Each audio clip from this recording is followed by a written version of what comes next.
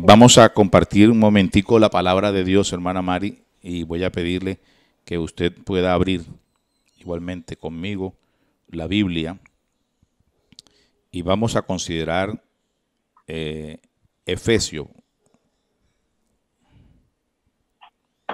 capítulo 4. Efesios capítulo 4. Los que están allí desde su casa también nos pueden ayudar, gloria al Señor, a buscar esta palabra en Efesios capítulo 4. Sí, Señor. Gloria a Dios. A mí me gusta mucho la palabra de Efesios, hermana Mari. Sí, Señor, a mí también, pastor. Gloria al Señor. Dice la Biblia, Efesios 4, la unidad del Espíritu. Amén. Yo pues preso en el Señor, os ruego que andéis como es digno de la vocación con que fuisteis llamados. Verso 2, hermana Mari. Con toda humildad y mansedumbre, soportándoos con paciencia los unos a los otros en amor. Solícitos en guardar la unidad del Espíritu en el vínculo de la paz. Un cuerpo y un espíritu, como fuisteis también llamados en una misma esperanza de vuestra vocación. Un Señor, una fe, un bautismo. Un Dios y Padre de todos, el cual es sobre todos y por todos y en todos. Gloria al Señor. Pero a cada uno de nosotros le fue dada la gracia conforme a la medida del don de Cristo. Por lo cual dice, subiendo a lo alto, llevó cautiva la cautividad y dio dones a los hombres. Y eso de que subió, ¿qué es? Sino también que había descendido primero a las partes más bajas de la tierra. El que descendió es el mismo que también subió por encima de todos los cielos para llenarlo todo. Amén. Y él mismo constituyó a unos apóstoles, a otros profetas, a otros evangelistas, a otros pastores y maestros.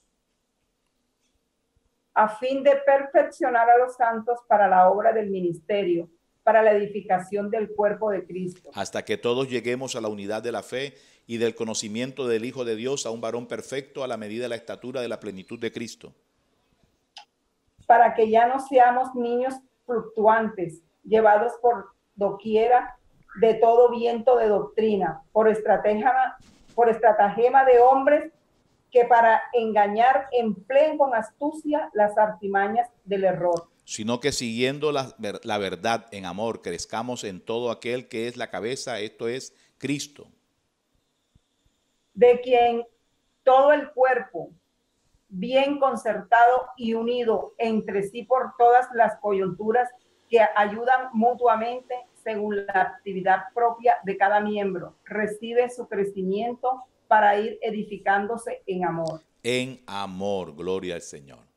Verso 17 dice, esto digo y requiero en el Señor que ya no anden como los otros gentiles que andan en la vanidad de su mente.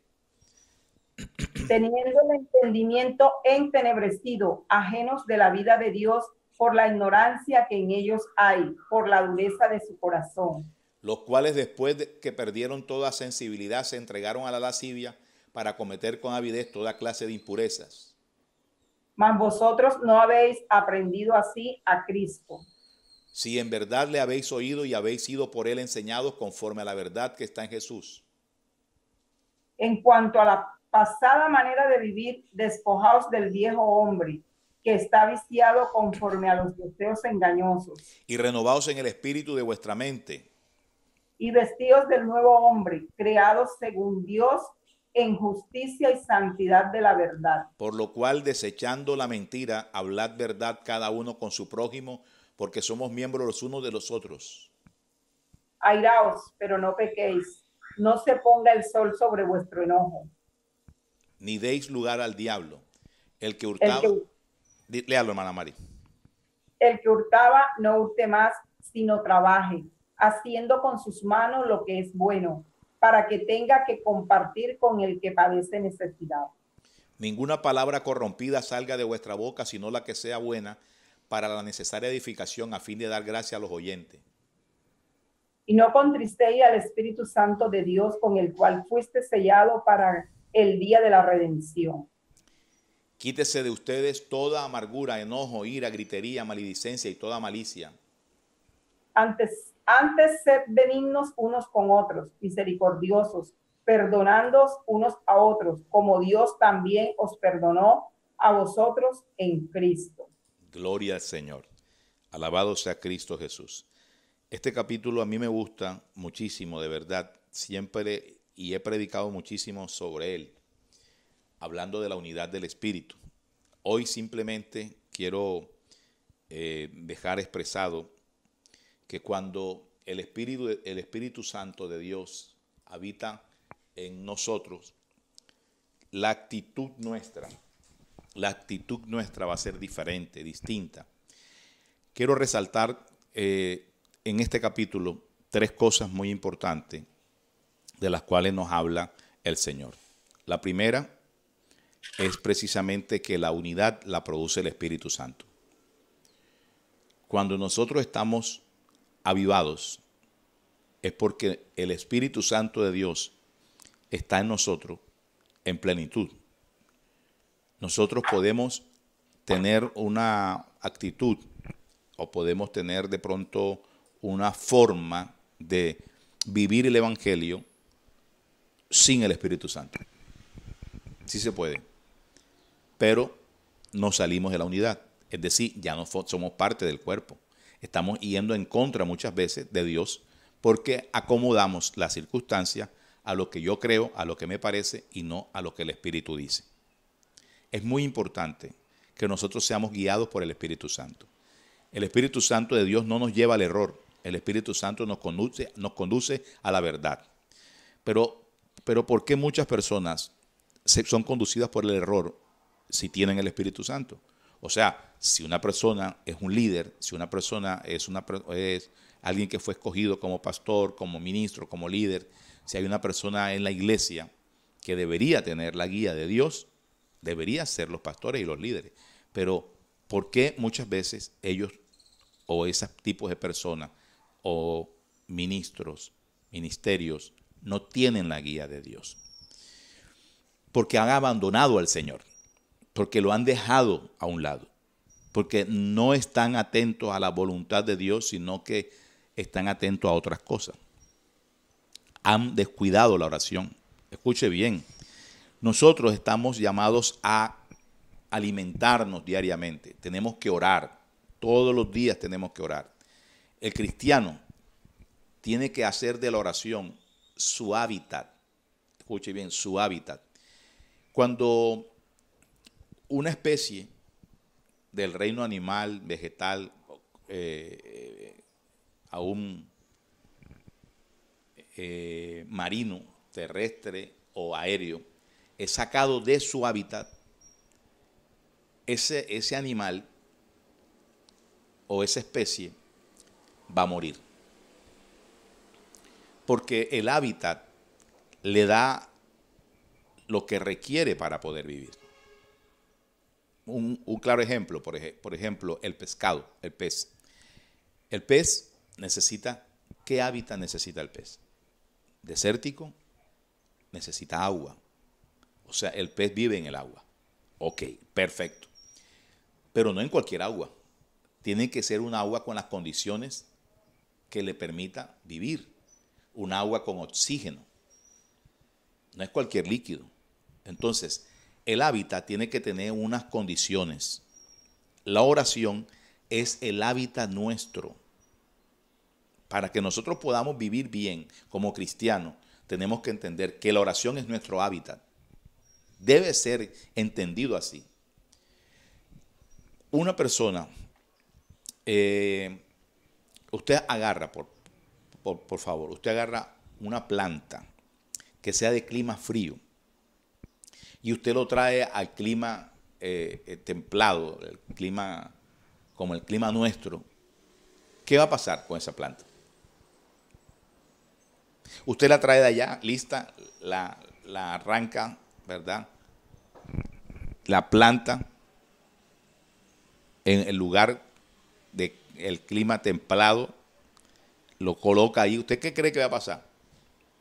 Se va a morir, porque las condiciones ambientales, el hábitat de esa planta no están en las condiciones correspondientes.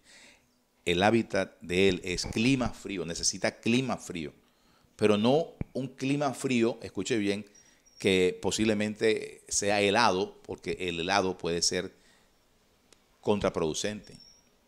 Es decir, que el hábitat son las condiciones ambientales que rodean a una especie que le permiten seguir viviendo. La oración es nuestro hábitat. Así es. La oración es nuestro hábitat.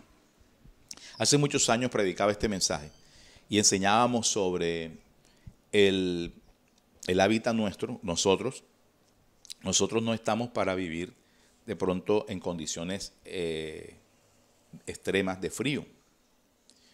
Para poder vivir en condiciones extremas de frío necesitamos ropa que nos permitan amoldarnos a las condiciones que nos ofrece el ambiente. Por ejemplo, las personas en el Polo Norte tienen que usar ropas muy gruesas que mantengan su temperatura corporal en lo que se requiere, ¿verdad? En lo que requiere la persona. ¿Cuál es la temperatura corporal normal?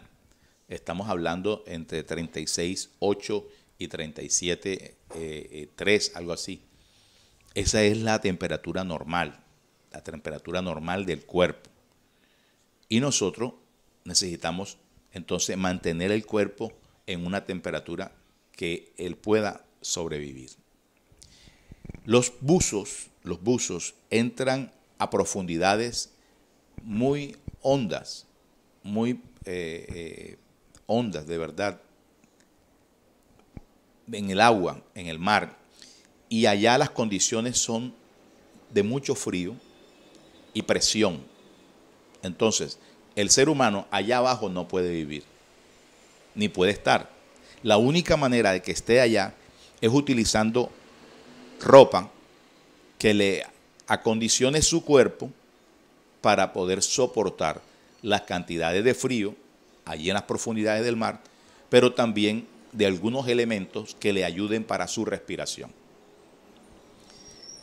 El neopreno, que es el material con el que está hecho los vestidos de los buzos, tiene la particularidad de evitar que el cuerpo se humedezca, es decir, no le entra agua al cuerpo, y segundo, de que se mantenga el calor corporal de la persona.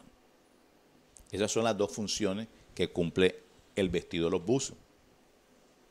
La gente no está ahí que no, que tengo calor aquí con esto puesto. No, va a estar bien, porque está hecho precisamente para que el ser humano pueda estar en un hábitat que le permita, en otro hábitat, ¿verdad?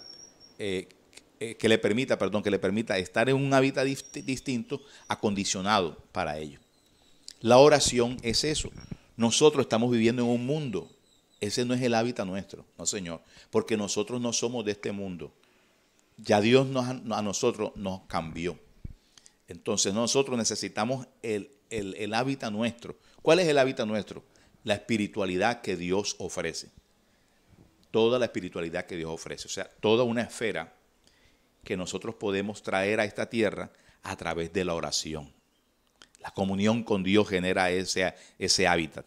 Entonces vamos a estar rodeados. Y vamos entonces a hacer lo que Dios dice. Vamos a entender las cosas, porque nuestro oído va a estar puesto en el cielo por la comunión que tenemos con Dios y el hábitat que vamos a crear entonces eso. ¿Cómo puede un cristiano atravesar situaciones tan adversas? ¿Cómo podemos nosotros estar en un mundo tan vil, tan pecador? Uno sale y uno encuentra mujeres no semidesnudas, desnudas de verdad, desnudas. Uno ve en televisión, uno ve en las redes sociales. Nuestros ojos están expuestos al pecado, siempre están expuestos al pecado. Por favor, estamos expuestos al pecado siempre. Usted sale nada más con salir y ya encuentra una mujer que es bandera de Satanás, que está invitando a que las personas la vean para captar de ellos, ¿verdad?, su atención y trabajar luego Satanás en la mente de ellos codicia, o que empiecen a pensar en actos pecaminosos. Entonces, cuando nosotros oramos, estamos blindados inmediatamente. Una coraza, tenemos una coraza, un blindaje. Si nosotros vemos, vemos la mujer, vemos las situaciones, las mujeres de pronto le llama la atención a un hombre, ¿verdad? Pero si está orando, ella no lo ve con ojos de deseo, sino con los ojos de Dios. Uno mira que esa mujer necesita o ese hombre necesita salvación. Es lo que uno mira. Ah, no, ese necesita salvación. Mira. Y uno ora por esa persona. La oración hace que tú estés blindado. Es como ese neopreno. Mira, porque estamos en un mundo frío, ¿verdad? Mundo que puede enfriar cualquiera.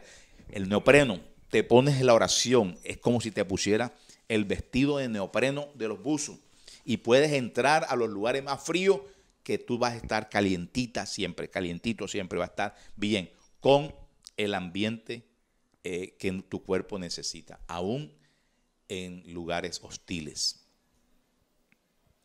Las personas que habitan en los desiertos, usted ve que ellos están arropados. Y uno dice, pero si lo que hace es calor porque están arropados.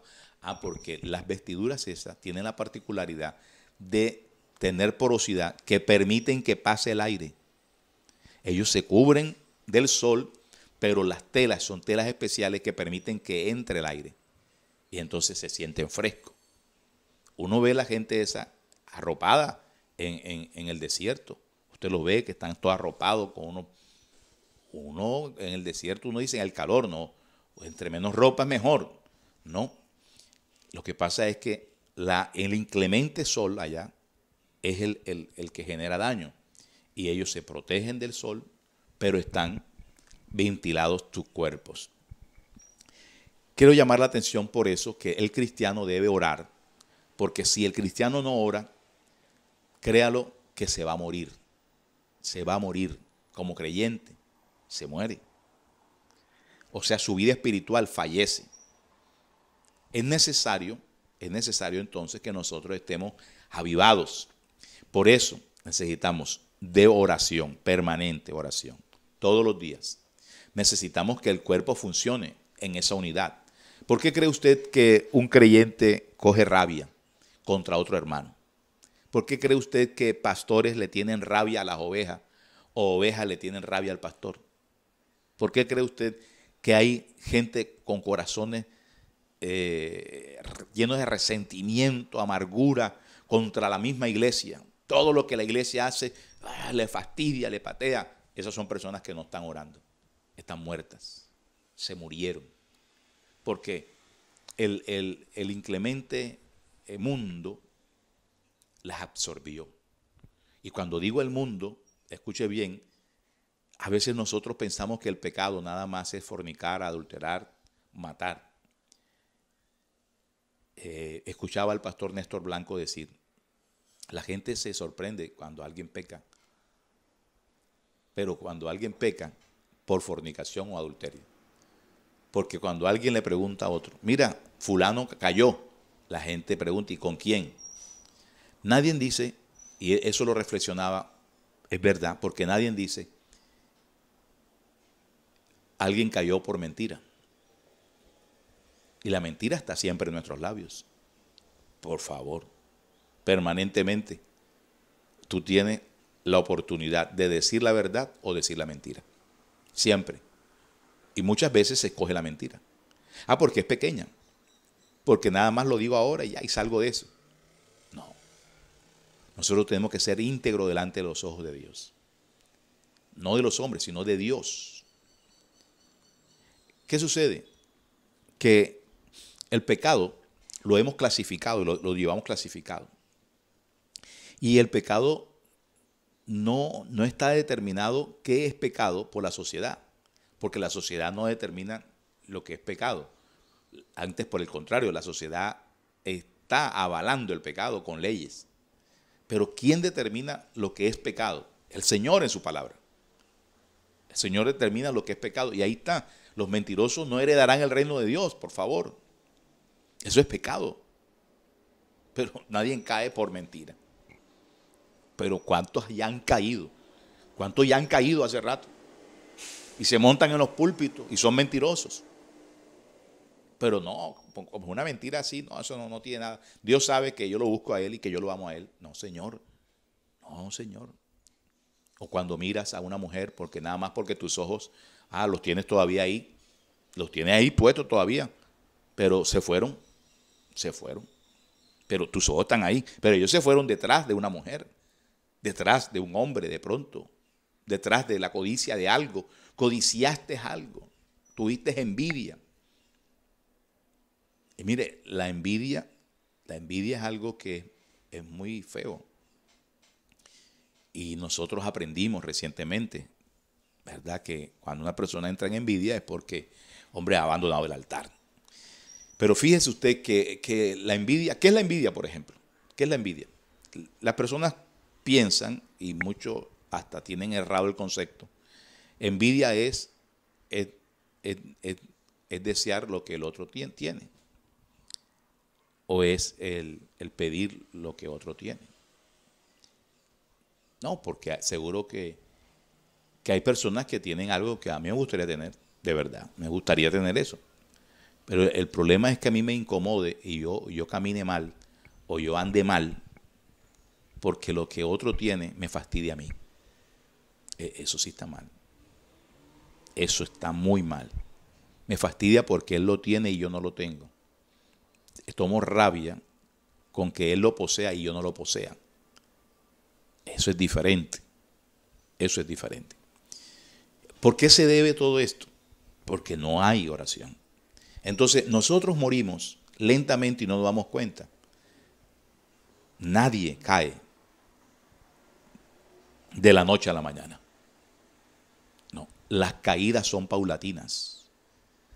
Tú estabas en el piso 10 y posiblemente ya vas por el 7, pero tú no te has dado cuenta.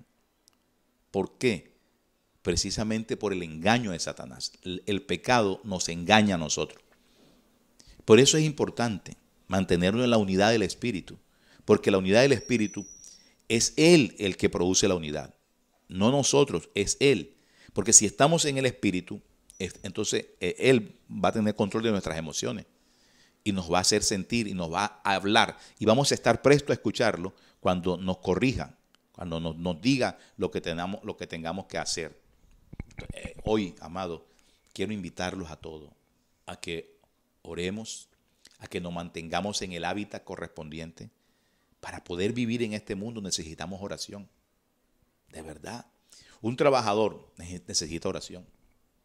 Sí, porque se va a encontrar contra un jefe, posiblemente con un temperamento iracundo, o una jefe que de pronto viste y es como este mundo. Y frente a todo eso, emocionales, ¿verdad? Todo lo que es aspecto emocional, psicológico, deseos carnales, el único que te blinda es la oración. Porque ahí es donde habita Dios, hermano. En medio de la oración, en medio de la comunión, en medio de la comunión, es que habita Dios. Tú creas un entorno para ti, con Dios, un entorno, tú lo creas.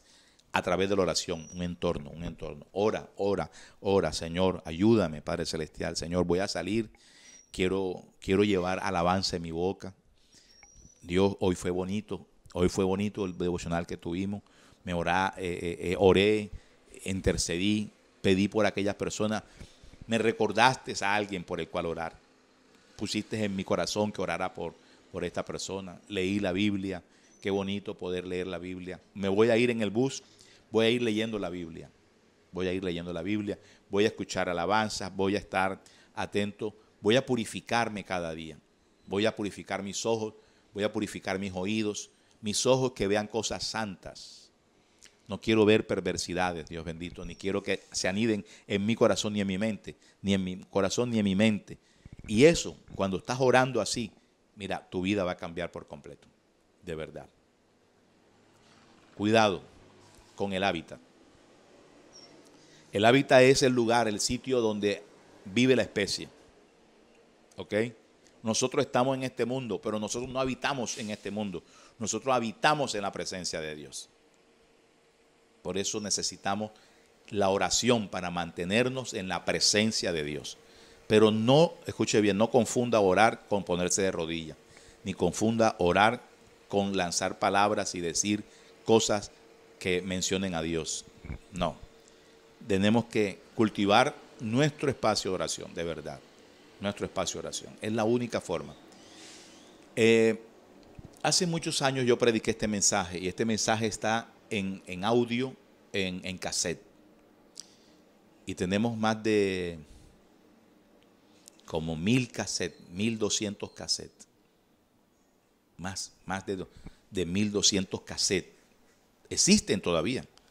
Ahí están los cassettes. Los tenemos envueltos en plástico. Ahí están en la oficina de la iglesia. Están ahí. Eso es un material valiosísimo. Ahí hay prédicas y mensajes de hombres y varones de Dios que han pasado por nuestra congregación. Y ahí están. En ese tiempo no teníamos la forma digital de hoy. Y ahí en ese mensaje se llama el hábitat, es la oración. El hábitat. Mientras estemos dentro de ese hábitat, o sea que nos mantengamos orando, la presencia de Dios va a estar con nosotros, mi hermano. Y todo nos va a parecer maravilloso. Oh, gloria al Señor, qué bien. Voy a dedicar un espacio a Dios, va a ser bonito.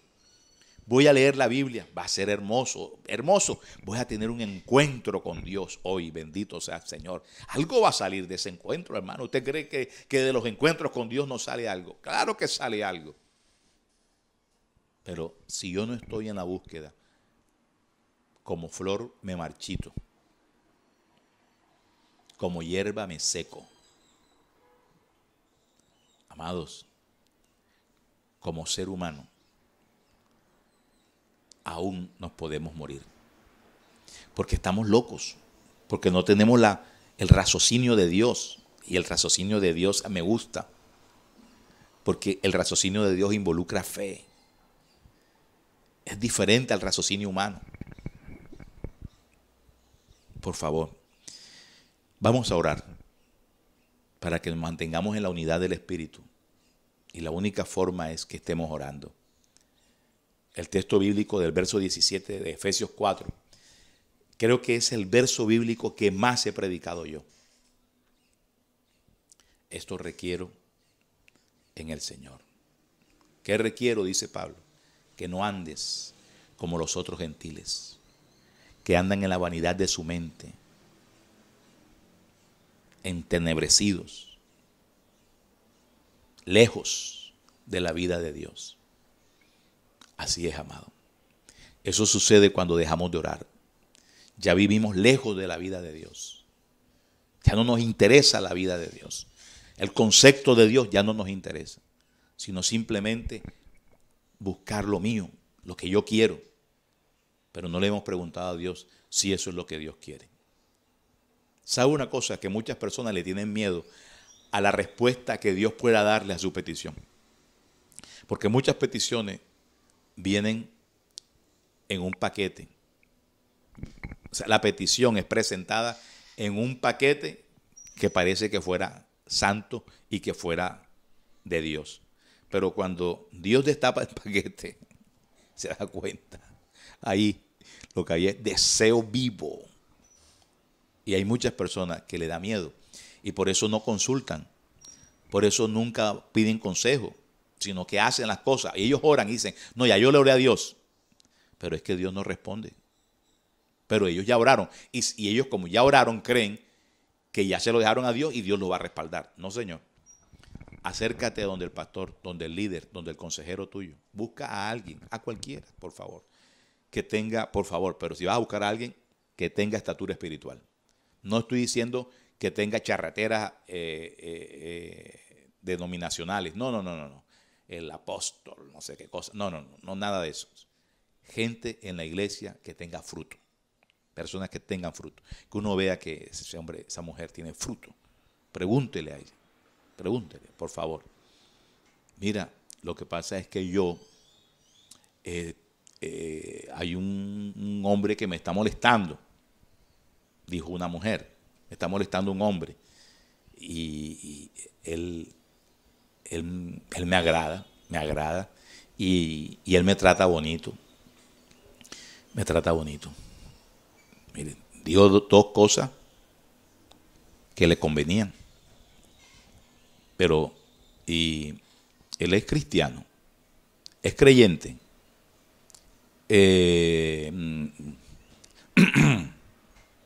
Ya comienzan las respuestas a deslizarse. La mamá de él asiste a la iglesia y lo llevaba a él cuando estaba chiquito, cuando estaba pequeño a la iglesia, lo llevaba.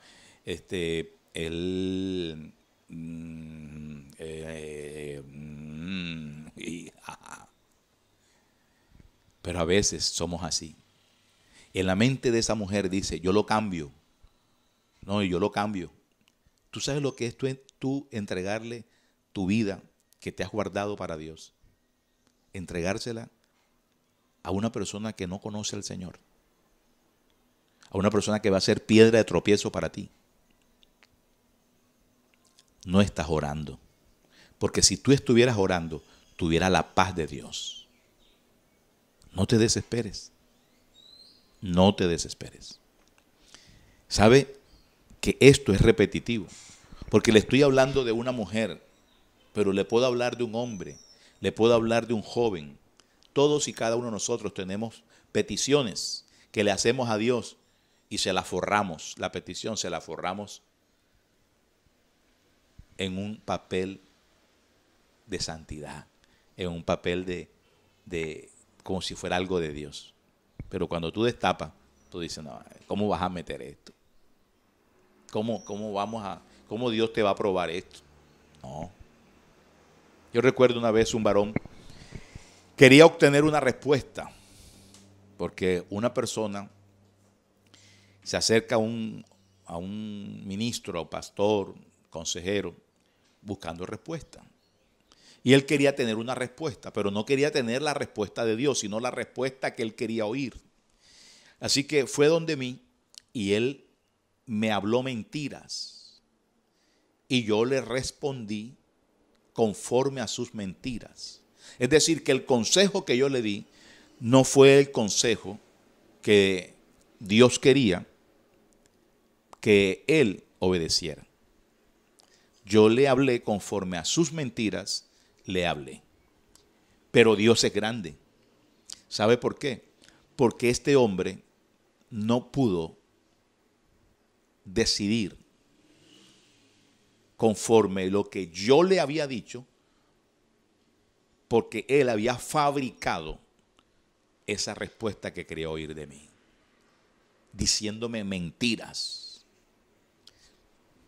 Dios permite esto. Dios no me mostró nada, pero trabajó con él y comenzó el corazón de él a latir y Dios lo machucaba de tal forma que fue a buscarme y me dijo, pastor, te necesito hablar con usted. Pastor, ¿se acuerda lo que yo le compartí hace días? Por lo cual vine para que usted me diera una consejería. Sí. Pastor, yo quería oír lo que usted me dijo. Y fabriqué todo el consejo, lo fabriqué para que usted me diera la respuesta que me dio. Yo le mentí, pastor. Yo me quedé sorprendido. Me quedé sorprendido. Y le preguntó, ¿y qué te trajo aquí? Y me dijo, Dios, porque no podía hacer las cosas que iba a hacer, porque estaba mal. Y por eso vine donde usted a ponerme a cuenta con Dios, a pedirle perdón, porque no lo honré a usted. Le dije mentira y sabiendo que todo lo que yo estaba diciendo era mentira y que lo que usted me estaba aconsejando era de acuerdo a mis mentiras, no le dije nada a usted. Y usted fue una persona que sacó su tiempo, su espacio y oró por mí, pero no podía hacerlo. Qué lindo, mi hermano. La verdad que me sorprendió eso. Entonces, desde ese día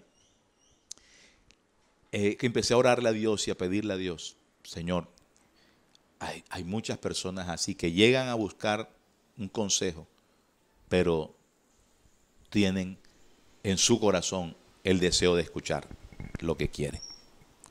En el nombre de Jesús.